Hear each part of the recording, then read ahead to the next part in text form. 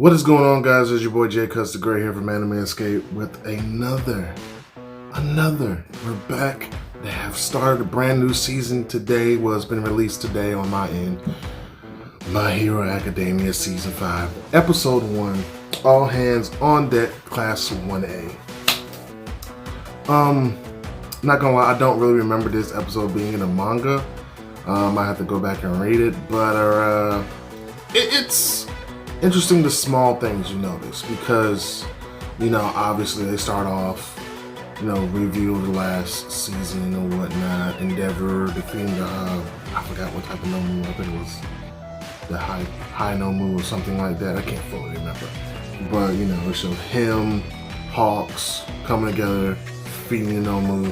And then I do like the way they changed it. They changed the intro, because last time, before All Might stepped down, every time it was like the number one hero, it'd be All Might with his fist raised.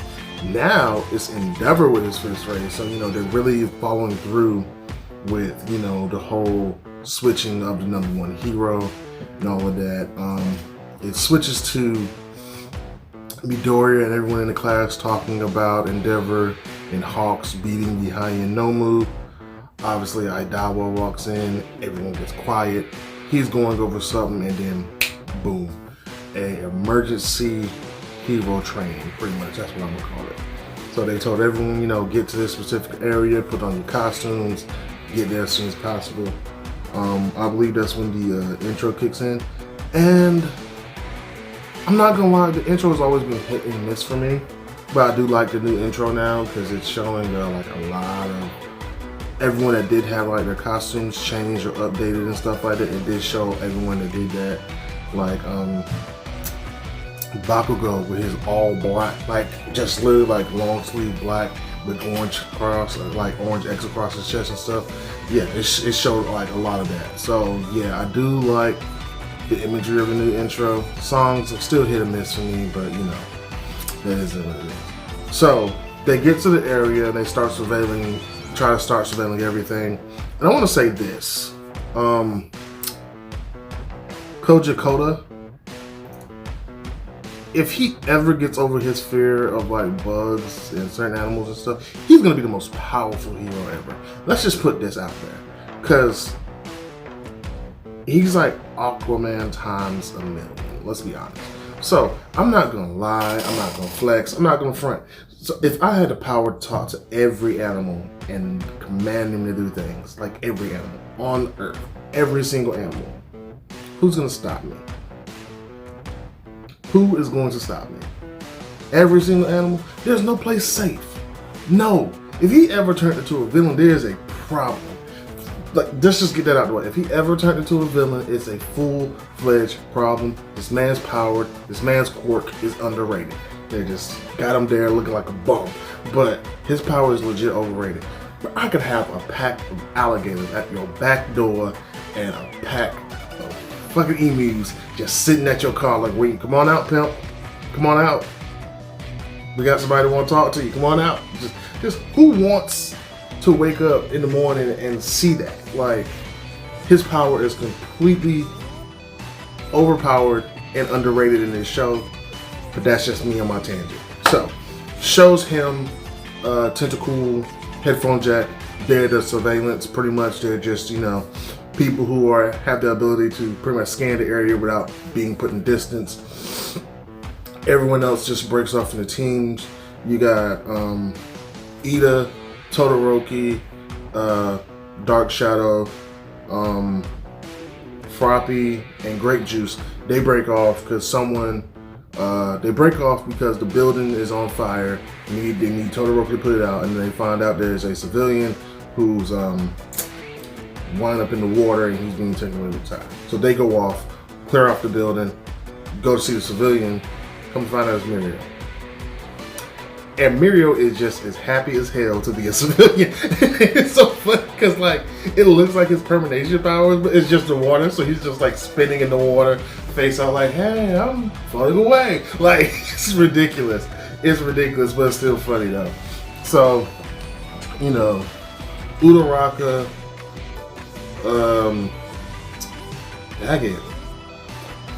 it's been a minute.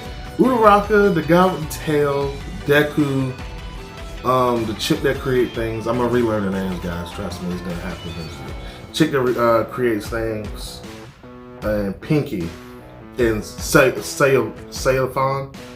or whatever his name is, the guy with the tape for the elbows.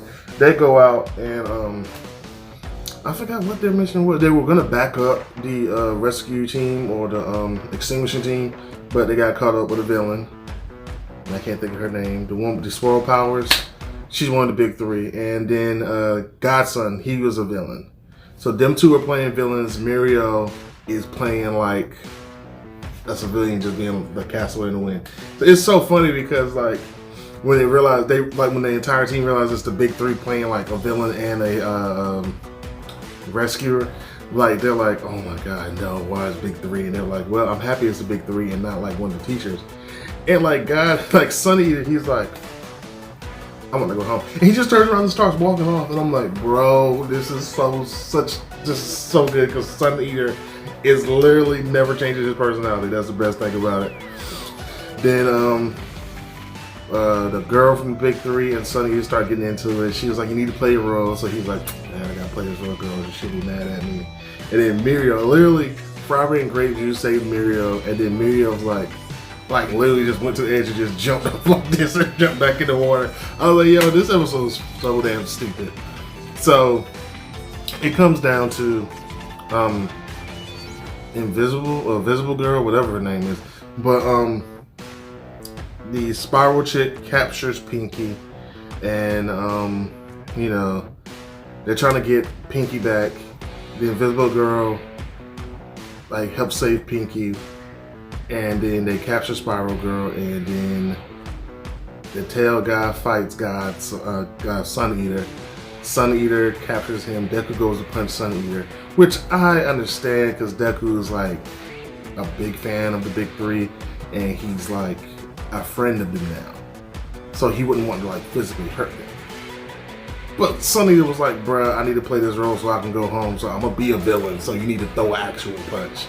Next thing you know, Red Riot gets launched from a moving car and runs into Sun Eater. Yeah, Sun Eater's like, what? Deku's like, thanks, man. He was like, Red Riot was like, oh yeah, the real star of the show is coming. Next thing you know, you see the lightning dude with cables from a battery in his mouth charging the car, driving it, and Bakugo was like, you need to drive faster. Yeah, he was like, this is as fast as I can go by charging this battery. And next thing you know, Bakugo jumps off, you know, catches Sun Eater. And it's funny because they're like, oh yeah, you know, we cleared the course, Even the intercom's like, the course has been cleared. And you know, Bakugo was like, no, the course ain't been cleared. You a villain, you ain't easy on me. I need you to know I'm not playing no games. And then he does a mega explosion while he has him held, like wrapped up in bandages and stuff. And the episode pretty much ends there. I think they're trying to do the lightheartedness before things get tense, which I appreciate because you can't just dive back into an episode and it be like off a like mind-numbing, like super intense, high drilling episode into another super intense, high drilling episode, because then they're gonna be like, oh yeah, you know, it's gonna be like this all the time. So yeah, you don't want to set like super high standards like that. So I completely understand why they switch it up. I'm back on my hero videos, so yeah, be on the lookout for these. Several more to come. I'm thinking about reviewing the Winter Soldier, but I'm like 2 episodes behind, so if I do, it's gonna be like brief 1 and 2 episodes back to back in one video, and then I'm gonna catch up with the third one. So yeah, but yeah guys, thank you for watching, thank you guys for subscribing. Leave a like, comment, follow. Stay true, stay savage, people. I'm out. Bye.